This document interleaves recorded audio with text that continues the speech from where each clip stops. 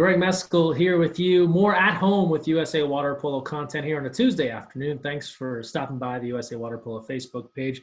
This week's theme, all about community in water polo. We're covering a bunch of different topics. Yesterday, we talked about the referee's role. Today, we have a great conversation on the way talking about creating that positive environment for youth water polo players. And two roles that are big in that area are that of the coach and of the parent. And we're joined by one of each today in their respective roles here. Jack Bowen and Monica Laurlund. Appreciate them joining us. For starters, and Jack, we'll start with you. Just kind of give a little introduction of who you are and how you're involved in the sport of water polo today. Yeah, thanks, Ray. Thanks for having me. This is a great topic. I played water polo for Coach Burgess down in Coronado at Coronado High School, and then played at Stanford for Dante Dedamonte, and went on to train with the national team. And but I think I'm here because of the role I've had as a youth sports coach and coaching. Now I'm going into my 22nd year. I coach at Menlo School, which is a small school in Northern California, and coach a club team.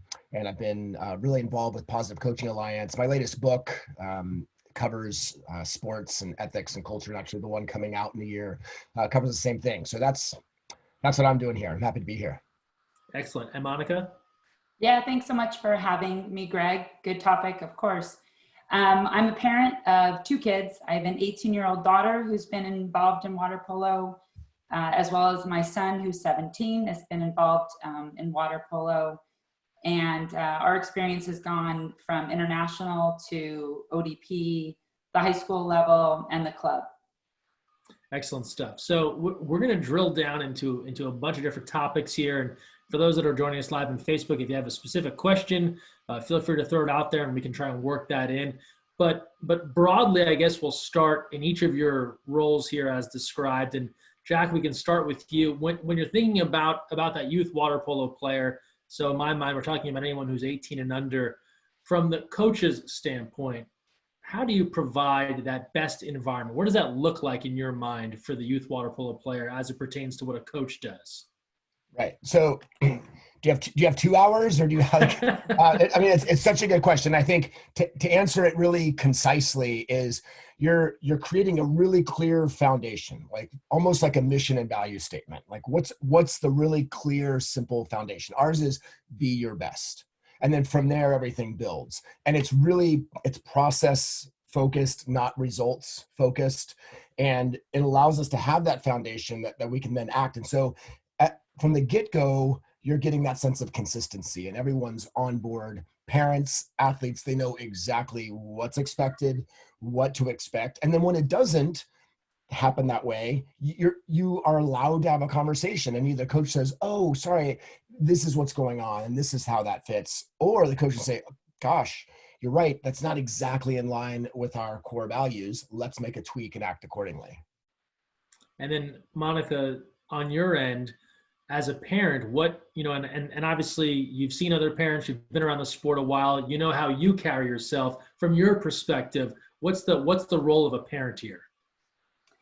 Yeah, no, I think for the parent side, it's important to find the right team, the right environment, and then let your athlete, your child be coached. Let Jack, let whoever the coach is and the team work with your child to help them along the way.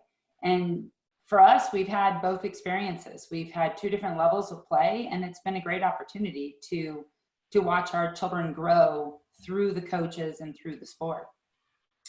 When you think about sports, for some, it boils down quite simply to winning and losing, right? So how are we doing? Is our team doing well, and is the team that our child on performing well? Is the team I'm coaching doing well? Jack, we had a lengthy talk on Instagram maybe about a month ago now about defining success, right? And you had some great memories of obviously things you've done well in the pool with your team, but also these athletes who have now been out of your program 10, 15 years, and they come back and talk about the impact they've had. So from a coaching standpoint, there's obviously the very literal definition of success. You won a championship, you win the game, but how does that wrap into maybe what you're after in the bigger picture to make a successful experience for a youth athlete? Yeah, I think I really like the way actually Monica just framed that, to kind of tie these two things together, because it becomes a sort of a self-perpetuating cycle. Like I love, Monica just said, find a team, find a coach whose values match yours. And I've made it very clear what Menlo Water Polo and South Peninsula Water Polo is about. It certainly is about winning. We can talk about winning records. Like winning is I'm very competitive. And we can talk about that. But parents know exactly what they're signing up for. And so, like, for example, and this may be a topic we want to revisit, but we spent the first half an hour of our first 4 practices this session, starting 2 weeks ago, talking about anti-racism and like what that means to us and how we can implement that. And it was scary. Like I had said to the team, like, I have the bad feeling I'm not going to do this perfectly, but we're going to take this on as a program because it's what our program is going to be about. And it's good for you. And it's good. And parents said, this is exactly why I sent my kids to you. This is exactly what I wanted. Cause I was worried. I was telling my wife, are like parents going to say, wait a minute, what? This is a water polo program. Why are you talking about this? And instead, I don't know, 6, 7 emails, texts, this is why we're here. And it wasn't a surprise to them. And so I think when you set those standards and you're really clear about them, then to Monica's point, you actually start to get those people and your program becomes like embodies that core values even more. And Jack, that's a great topic. And we can probably dip back into that a little bit later on as we kind of get into some of the details here of what it is to have a successful youth sports experience. And part of it certainly is how you grow as a person outside of what you do in the pool or on the court. Monica, swinging it back to you and the idea of what success looks like as a parent. And can it be a thing where the team that your son or daughter is on does not win a game, loses badly all the time, but it's still a good experience for your kid? 100%. I think as a parent, we've been blessed that we've experienced both severe highs and severe lows, and so have our kids. And that's really helped to teach them how to grow, how to learn from that. And for our daughter, for example, it had nothing to do with winning or losing. She was on her high school team. She was put on varsity, which to her was success right out of the gate. She never started. She didn't play much her first 3 years. She didn't play much her first 4 years. But success for her was a phenomenal coach, several coaches, teammates that she showed up every day at 5:15 in the morning. It was teamwork. It was working together. It had nothing to do with the success of that team winning or losing. It was the success for her as a person to grow, feel determined, feel a part of something. And it was just great to watch that transition. And then there's the success, a team that might get to first and second place. That's exciting too, and that's okay. That should be celebrated as well. You don't always win. You don't always, you're going to lose. And I think that it's just important, as Jack said, find the team with the values and the core so that it's not just about the winning and losing. You're learning so much more, and that's success for these athletes. We're talking about developing a great experience for the youth sports athlete, and we're taking kind of a bigger picture look here at this. So there are many videos and talks out there if you're looking for heavy detail on how to be a great water polo player or how to get your team to win a championship. This is less our focus in this and more about just the benefits of being in team sports and the benefit, in this case, of being a part of water polo. Jack, that leads me into talking about teamwork. And you can look at a water polo game and think, well, they executed that 6-on-5 spectacularly. That's great teamwork. But what's the process like for you as a coach to actually get kids to work together well? Right. Yeah, I think that's the special sauce, right? I love the way you framed it. There are, I don't know, thousands of coaches who would get an A on a test of like X's and O's. Like when you're running a 6-on-5 and the 6 goes in, like what does X5 do? And like there's a lot of really knowledgeable coaches out there, but it's a matter of getting the team to gel. And to go back to like the conversations that our team is having, I mean, last year our focus was like our theme was vulnerability. And we were, reading and discussing Brene Brown. And what does that do? Well, it actually builds this sense of trust, because when you go into an offensive series and you've got to have a guy who's willing to, and by the way, I was a goalie and I kind of find playing out in the field a little bit miserable. So just for the record, And when you've got a guy who's exhausted and needs to drive through aggressively to clear out the defense so the guy with the ball can make a pass and get an assist for another guy to shoot and get a goal and have everyone cheer and say, look at those two guys. Someone's got to be willing and able to do the really grunt work that no one except for the one or two experts and his parents are going to notice. And if you don't have a culture of trust where you know each other has their back, then that guy's going to want to stay up top and instead try to get the ball so he can score and wave to his friends. And I think that to me is maybe the most fun part about creating a team and like being part of a good team. Now, Monica, looking at it from the parent side of things, I think we've all heard many parents talk about, I don't care what sport my kid plays. I want them to do something because it's going to get them to learn teamwork. They're going to learn to share and to work with others and face adversity and all these great things that come from being a part of sports. In your experience, what did being on a team do for your kids? How did learning teamwork help them, and how was that a positive? Yeah, well, I think, Greg, you said it well just now. It has taught them how to work together in a group, how, as Jack said, to not always be the star, to maybe be the person 3 steps back that made that that goal happen, to be someone who is sitting on the bench and cheering at all times. And again, this comes from the coaches and from the team and the players working together. You know, if someone misses the shot, that the team says, it's okay, next time we'll do it, you know, and it's working together that really helps those kids and to be a team. And we've seen it. I mean, sports, hands down, that it teaches kids through teamwork how to grow, how to work together, how to handle disappointment, how to cheer someone on. It's such a great opportunity to facilitate teamwork and to grow for these kids. One of the most important aspects of a young athlete playing on a team often is the relationship between their parent and their coach. And I'm sure both of you have a variety of experiences and stories of how that has been a fantastic situation and how maybe it hasn't gone so well.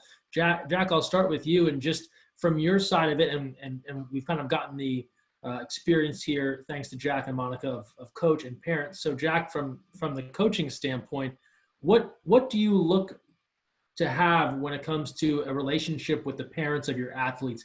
What sort of interactions do you want to have? What makes for a great relationship that keeps the kid feeling like they still have their own identity, they're doing their own thing, but that you and the parents are getting along well? Right. So, it's a great question. And there's, experts in my field will actually diverge a little bit here. I will share something, and I can imagine my cohort of coaches, half of them saying, no way. So my answer to that is, as I say to the parents, we have a meeting a month after the fall season ends. Right? This is kind of showing them how organized we are and opening the lines of communications. And at that meeting, I talk a lot about core values. I talk a lot about stuff that's, scheduling stuff. But I do say, like, I kind of call the water polo team a family. Like, my kids and my wife, they're around these players.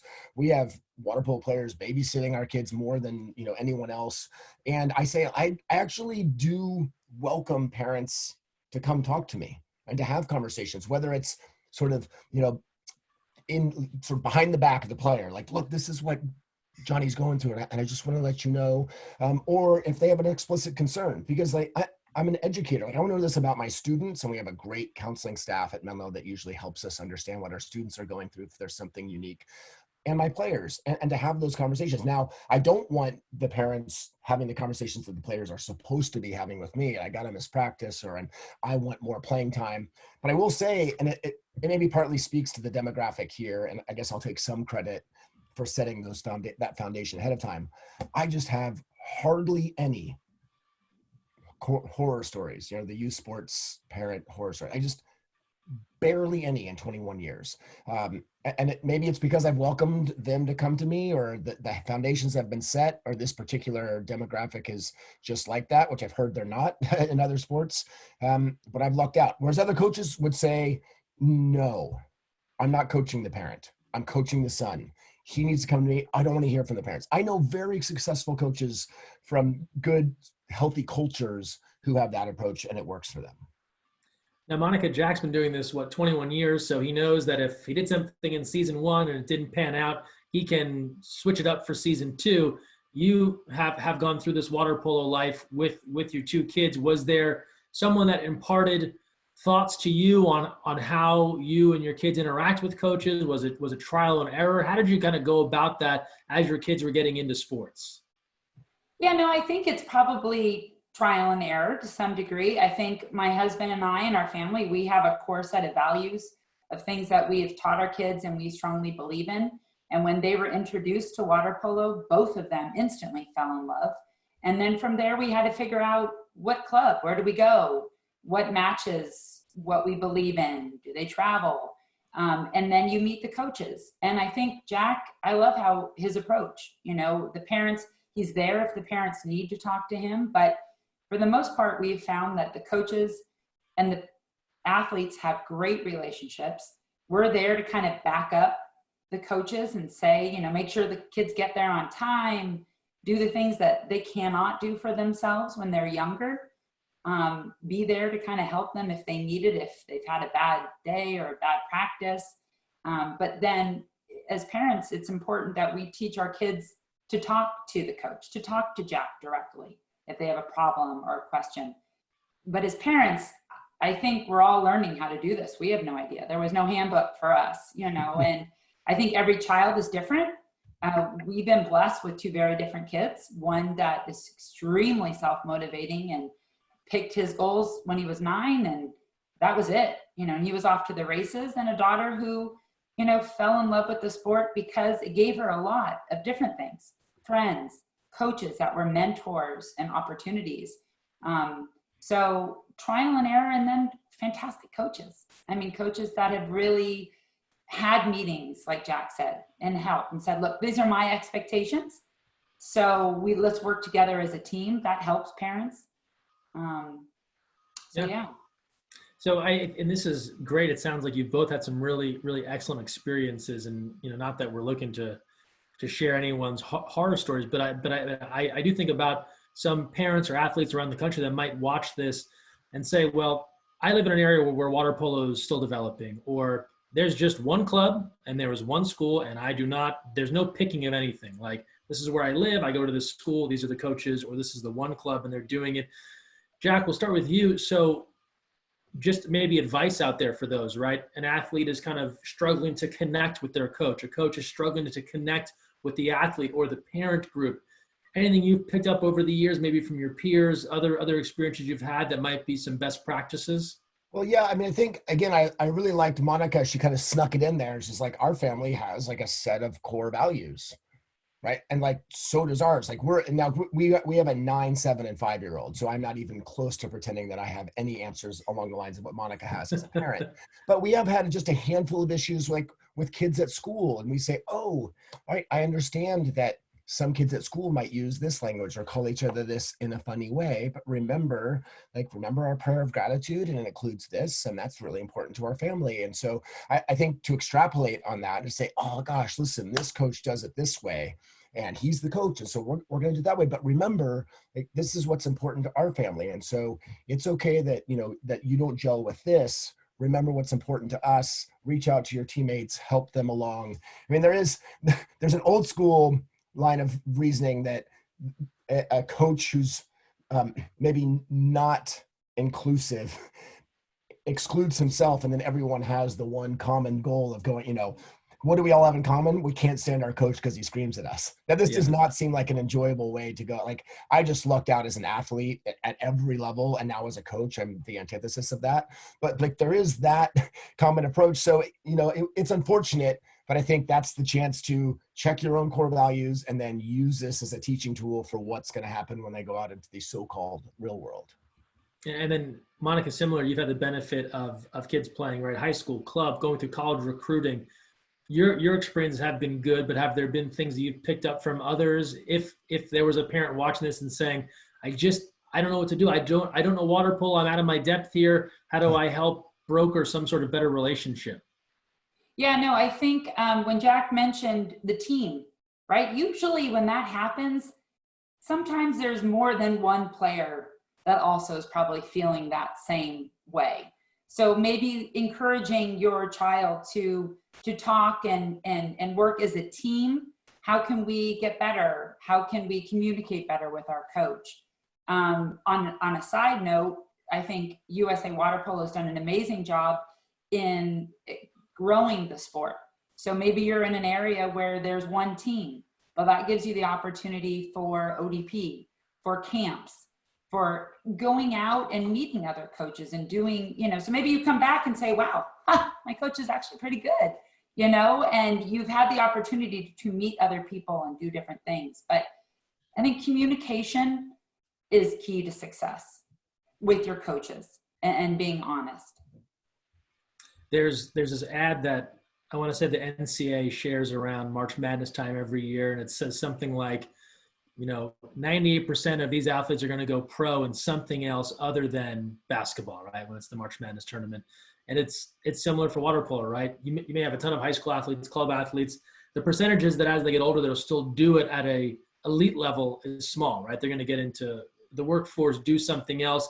And where I'm headed with this is the idea of personal growth and the idea that youth sports can make this athlete a more well-rounded person. Jack, you kind of touched on this a little bit earlier, talking about some of the social justice issues, and we can elaborate that more. But in general, and it probably leads back to your core values that you've talked about. But just the idea that part of your role is to help make these young men and women better people and to help figure out who they are. How do you focus on that amidst everything else? Yeah, it does. If done well, the coach educator is walking this sort of tightrope. I mean, I at least once a week almost sort of playfully make fun of myself and say, I've devoted hours of, a chunk of my life into trying to help young people throw a ball into a floating rectangle, or in my case, keep a ball out of a floating rectangle. Like, that's ludicrous. Like, that's just maximum silliness. And so, the first time an athlete hears this and they look and they're like, but like, is he being serious? And like all the seniors are like, yeah, he's about to tell you water polo isn't the most important thing, but then to actually live it. So on the one hand, as a coach, you've got to be so passionate about what you're doing, and you're coaching and you're teaching and you're encouraging and you're doing all this stuff offline. But on the flip side, you've got to also find a way to sort of mirror that this is actually not the most important thing in the world. And then there are so many, like the conversations that I mentioned, or one summer we read the Tao Te Ching together, like something I'm not even really, like I would say, an expert in, but like making sure that you're taking time from water polo, because this is a signal, right? Like, we're not gonna do 6-on-5 today. We're not gonna swim. We're reading some ancient proverbs. This must be really important. We're talking about vulnerability. Like you're signaling. You can't say, be a really good person and live a good life. Okay, now we're only gonna do water polo. And the kids were like, what is the school making them say, like, be a good person? And now, so you've actually got to build that into it. And then when that becomes expected, then that becomes part of the program. And then Monica, to that point, when it comes to the parent side of things, as you think back through your kids' progression through water polo, is there a memory or a moment where you can kind of connect the two? Like, I like what this sport is doing for these kids. It's helping them become more well-rounded, or it's allowing them to focus better. Something where you could, regardless of their accolades in the pool, but tie their experience to their excellence. Oh, 100%. And again, I have two different kids, two different stories, and they both have had such great success due to their coaches and their determination to succeed. And for our daughter, it was, she was a little shy, a little more quiet. They took her on as varsity water polo. This gave her confidence just entering into the high school level. She thought, wow, I can do this. And she graduated high school, if I may brag, with the Coaches Award. And Jessica Lawrence is her coach. She's also involved in USA Water Polo. She took the whole water polo year in high school, so semester, encouraging the women to do so much more than just play water polo. We volunteered. We worked at the food bank. She set up scavenger hunts. They would show up early. Every morning they had to be there at 5:15 in the morning. They never missed. And sometimes they would show up, and instead of actually getting in the pool, they would write notes about each other. What were the positive things they saw in their teammates? Things that really made this women's water polo team strong, and I think really showed these girls so much more than just water polo. And then for our son, there are some kids that are just determined. And yes, they like the other stuff and helping at the food banks, but they're driven on another level and they want to do just 6-on-5 for 3 hours, right? And so they've got those coaches. So again, finding the match that's going to work for your kids and being flexible. Like you said, sometimes that coach might not be, they might want to do the 6-on-5 for 3 hours, and they have my daughter who's, hoping to do more, give back to the community, whatever it might be. So there's just so much with this sport, and the coaches have done such an amazing job, we have seen, with every athlete. Jackie, you touched on having the talk just in the last week, about race and prejudice, and we're having this conversation literally a couple of hours after USA Water Polo announcing a new task force regarding racial inequity and reform. And it's obviously a topic that has been heavily in the news over the last couple of weeks. And we know that water polo has a ways to go as it tries to broaden its audience, its access, its diversity. Jack, I'll start with you, and it kind of dovetails into the idea of your responsibility, any coach's responsibility, to develop a welcoming environment, one that all are welcome to try out for the team, and if they're able to make it, or if there's no cuts, whatever it might be, but then they feel safe to stay on the team and to be a part of the sport. I imagine that's been a bit more of a focus as of late. How do you kind of describe the role of a coach in developing that sort of atmosphere that has very little to do with X's and O's? Yeah, no, again, this is the important stuff. And it's not only important for the character of the group and the experience of the individuals, but it does, and I hate to say it this way, because, I don't want coaches doing it for this reason, it makes your team better. If you guys all trust each other and have this really solid foundation, you're also going to win more games. But don't talk about social justice just because you're going to get a few more wins. But I think even little things like, we don't have, ever since day one, 21 years ago, I came to the school and I broke the seniors ride the bus and, freshmen carry all the gear. And I was like, wait, what? We're team first and we're a unit, except these guys are the servants of so guess what? You're not a unit. You're a tiered system where these guys have power over or control, some sort of control over this. So it really is, there's a little bit of a messaging thing. So we got rid of that. That seemed like an easy one, but there are a lot of teams where that's still this sort of vestige of old school coaching. And a lot of times we're all just intentionally, it'll seem haphazard. I was like, okay, let's get in pairs. You guys pair up. And I'm paying very close attention 5 minutes ahead of time. I'm pairing, the freshman new guy with the senior stud. And remember, the senior stud has been through this process. And 4 years ago, he was a nervous freshman and he got paired with a really cool senior guy. And he knows exactly how this works. So there's a sort of transmission of culture. So part of it, and again, I'm not speaking to the really important stuff that you're talking about and anti-racism and all this, but you really are, you're breaking down certain barriers, whether it's that, senior versus freshman, or I remember my first year here, and this felt very risky, which is embarrassing now, but the assistant coach out of the gates, week one, was like, oh, Johnny, you're throwing like a girl. And I was like, God, that's actually not exactly the message. I know everyone says that. And 21 years ago, and I was like, gosh, I got to pull this guy aside and say, we're not going to talk. I wish there's some t-shirt where it's yeah, throw like a girl. I want my athletes to throw like Maggie. Please, that would be awesome. But saying you know what, sorry, please don't take this the wrong way. You're awesome. We're not going to use those sort of epithets here. It's not a joke.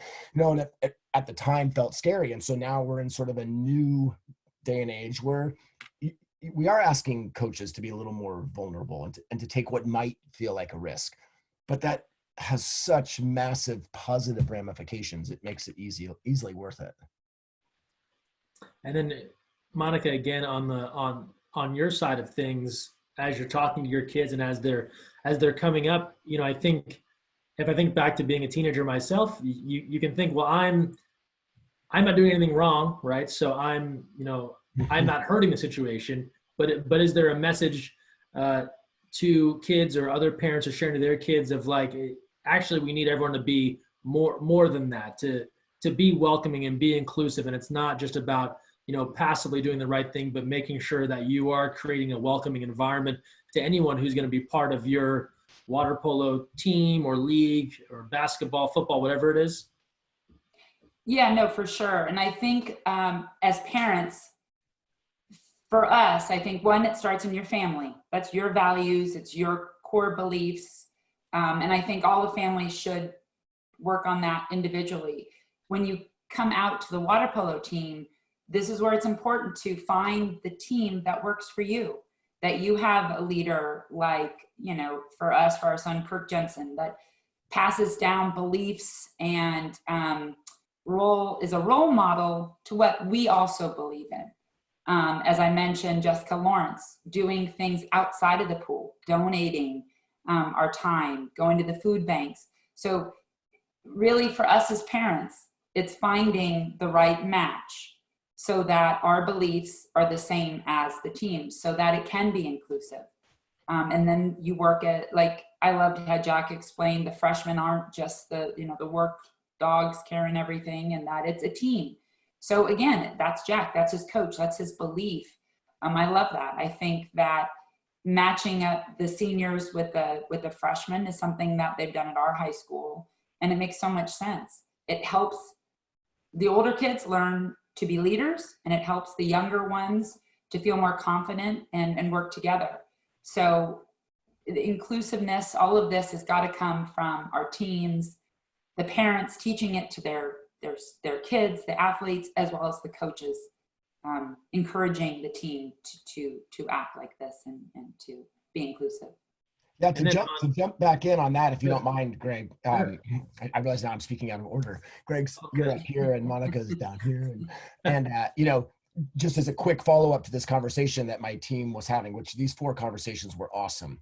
But I can already tell you this next season is going to be amazing, in part because all these guys were being honest and taking risks. The third person to make a comment was an incoming freshman, kid who's not even been at Menlo yet. And he, kind of raised his hand, made this very thoughtful point. And that to me is like, oh my gosh, culture has been transmitted. It's day 2 when we have this sense of trust. This is going to be awesome. You bring up a great point, and I was wondering almost kind of the other side of this, right? So as the coach or the parent, you're feeling like you're developing this culture that allows everything to be welcoming to anyone who might come along. But for those of us that have been involved in sports, and whether it's water polo or others, so often the diversity of your team will be an eye-opening experience. If you think about going off to college or coming together as a club team or playing a national team or ODP or traveling, you get the chance to be around people that maybe look different than you, come from a different background, different financial situation. Jack, if you think back to as a player or as a coach, as you're getting started, was that an educational moment for you? Is it something that you still, in year 2021, that you're still able to learn things from a new group that comes in? Well, so I got to say, I've grown up, Coronado to Stanford to Menlo Park. It's, there's just not a lot of people that look that different. So, sure. And I didn't recognize this growing up. Again, I had a tremendous family life and water polo life, and I got to Stanford, and that's where my friends are like, dude, what is up with you? Like, have you never left your little enchanted island? And the answer was a little bit, yeah, I kind of hadn't, because it was just such a, why would you ever leave Coronado? And so again, that's why I mentioned the Dow DJing. We're reading stuff that's not just an article from the New York Times or Wall Street Journal, which we also do, but we're sort of forcing ourselves out of our comfort zone. We, just like your daughter's program, we have a service component. We've got 3 service opportunities for the kids starting next week this summer. And they're all, we had to change it because it's now online or writing or teaching online. And we're messaging that that's important. And we're working with kids and people that don't look like us, and we're celebrating those differences. And so again, because I'm in a slightly different situation, just given the demographic, I do have to rattle us a little bit and say, okay, we've got to make sure that we're getting out of just this sort of myopia. And Monica, you were talking earlier before we started about one of your kids preparing to start that college journey, right? The one that Jack was just talking about. So whether it's looking ahead to that or experiences they've had in water polo here, abroad, have they shared stories with you? Have there been moments you can remember where being part of a water polo situation kind of helped broaden their horizons and understanding of others?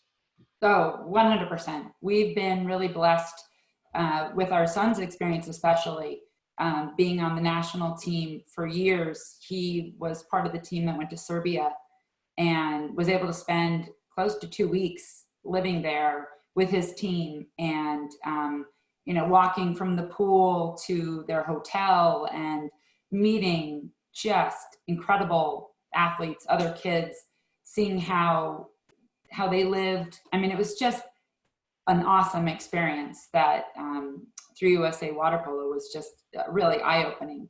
In addition to the fact that our son spent a semester and a half due to Corona, came back early, but a semester in Barcelona and doing international water polo in that sense. And it's really a great opportunity for kids throughout the United States to get outside of our bubble and see how other people live, how other countries, how do they handle the coronavirus? How do they handle, racial injustices? How do they, it's been a really great opportunity for our son. And I would encourage anyone in the water polo community to do the same. We're talking about building a great youth athlete experience with Jack Bowen and Monica Laurlund. There's a couple of more questions here. I kind of want to flip it here a little bit. And Jack, we delved into this in our Instagram live, but a different audience here maybe hasn't heard your thoughts on this. But we've talked all about creating this great experience for the youth athlete. Well, we'll start with you. What's been the most rewarding experience for you personally, being a person that's tried to make it a good experience for youth athletes? Boy, well, so I mean, first of all, I couldn't coach if it was just X's and O's and winning and losing. Again, like, I'm competitive. Our team's won a ton of games. It would be mind-numbing if that's all it were about. So for me personally, it's just, I mentioned the tangential result of more wins. It's just a much richer experience. I mean, if you're surrounded by people in a culture that you've created, and so they are responsible, they're respectful, they're willing to be vulnerable, they're all of these, they embody all of these really core values and this sense of character, then it's like it's a truly enriching place to be around. Like, you kind of get to build your own little family, and you get to choose what the values are, and then you get to go spend 3 hours a day 9 months out of the year in that family. So again, a lot of coaches say, oh, it seems too hard, or is it worth it, or and I would flip it and say, boy, if you're not taking that part seriously, then I don't know how you can possibly do this job. Jack had the benefit of choosing to become a coach. Monica, you have 2 kids. You don't know what they're going to get into. You can introduce them to T-ball and splash ball, but who knows if it'll stick. They end up loving water polo. What's been the rewarding thing for you and your family about being water polo parents? Yeah, well, thank heavens they chose water polo, because it's fantastic. It's such a fun sport to watch. And my husband and I, neither of us played water polo, and they tried all the sports. And fortunately, water was their thing. And then you throw in a ball, and it was love it first throw, right? I think it's good as parents, we give our kids all of these opportunities to try and figure out what do they like, where do they feel the most comfortable. And again, I like how Jack had talked about this, pushing them not just in the pool, that it really helped grow them as young adults and become people that I'm so proud of as a mom, that they both, and this was through water polo on their own path. That's excellent stuff. Well, as we close out here, just want to get some final thoughts from each of you. And we've hit on a lot of great topics here that I think will be really useful to either coaches or parents if they're just embarking on their water polo journey, or maybe they're in the middle of it, wherever they might be. Jack, as we leave people here, any kind of final thoughts, things you'd like other coaches to know when it comes to really creating that great environment for a youth athlete, and what you feel like, task number one or the primary goal should be? Right. Yeah, I think we're in a much healthier state than we were 20 years ago. The one thing I would hope, coach is still stuck in the old school mentality, is that when you mentioned this approach, and we haven't talked X's and O's at all, or you bring in Positive Coaching Alliance, coaches tend to think, nope, that's it. Like, this is not give medals to everyone. I want to win. And no, USA Water Polo, Positive Coaching Alliance has never said, don't try your darned hardest to win. No one has said that, but the messaging sometimes gets mixed, where it's this binary of like, oh, am I going to be the nice positive coach or the coach who really pushes them and wins? And it's there are too many examples to name. You go back to John Wooden and just build all the way up. I mean, Adam Krikorian embodies this exact thing, and he's won more games than most coaches could ever dream of. So what I wouldn't want is for coaches to see this as a binary and you have to choose one. And it actually truly is that this one makes the other even more possible. I think if that's just the one message, and then go out and look at examples like bigger than lowly old high school coach Jack Bowen, but like some really big high level examples of that, and say, oh, whoa, you can be both. And actually being both makes both of those and the whole experience better. That to me, if someone just tuned in and heard that, you're like, okay. Excellent. And Monica, you've been a water polo parent now for several years. The number one or two big things that a water polo parent should know to help create that great experience for their kid? Yeah, I think one is listen to the values and the cores of your family. What's important to you and to your kids, and then go out and find that with your team and your coaches, and talk to them about that and have that open communication. I think also then let the coaches and the team work together, and parents, be there when you need to support your kids and to help your kids and to understand situations. But it's important for us to let Jack coach, let your coaches be coaches, and enjoy the sport. Enjoy your kids' success either way. Like Jack said, it's not always the winning success. And that sometimes is what brings the bigger smile to your face, honestly. Yeah, Greg, I will. I mean, I just in listening to Monica talk and going through my little 45-second tirade there, I'd be thinking, if I was a coach, like, okay, thanks, but so now what? Like, can I have some action items? And just like to tie Monica's really thoughtful point in there of sort of like,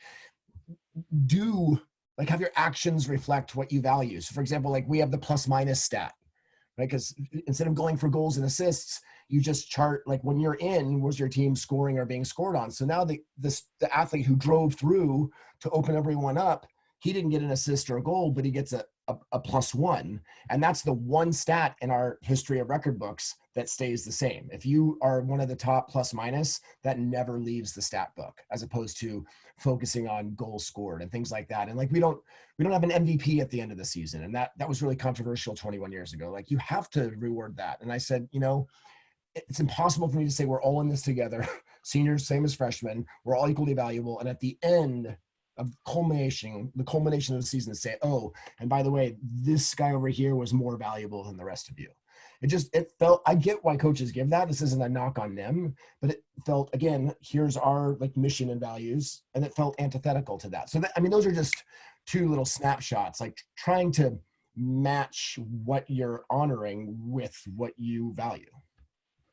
That's really good stuff. And it's funny as you say that, I was thinking that as we all get older, we tend to value the plus minus system in our lives over anything else. You want to be around people that lift you up and you enjoy their company, and you care less about, who has the cool thing or this or that, the goals of life, if you will, and more the ones that are additive to your experience rather than ones that take things away. So you're getting very philosophical on me here, Greg. Give me like 20 more minutes, Jack. I'm going to do a TED talk with your help. So guys, Jack, Monica, really, really appreciate this. Good stuff here on both the parent and coach perspective. Thanks so much for taking the time this afternoon.